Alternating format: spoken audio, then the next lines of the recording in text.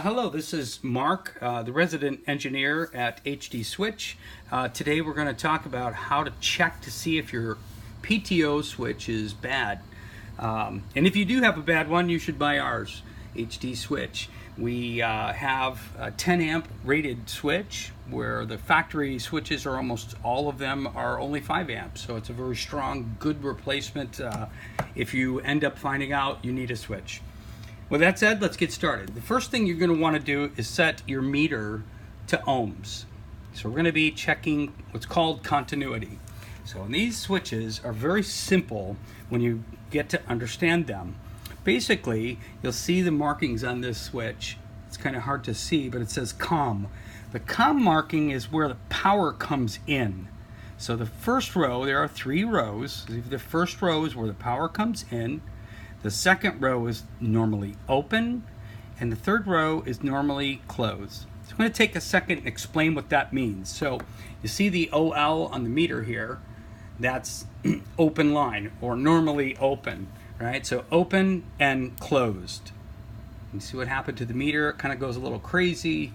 So normally open, normally closed. Okay, so that's all we're checking. It's a switch, it's basically turning on and off. So the switch has got 2 positions, so you've got an up position, on, and an off position. So all of these are going to be tested right now for the matters of this video in the off position. So we're going to take our probe and put it on the first row where the power comes in, and we're going to check the first row. Remember, that's normally open now, so we shouldn't see any activity. Okay, now I'm going to check the third row, and we should see activity, normally closed.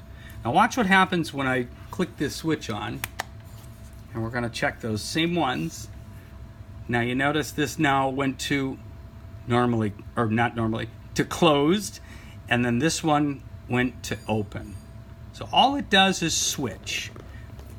So with that said, what we're basically going to do is check all 3 of these rows, and right now the switch is on, so this should be closed, right?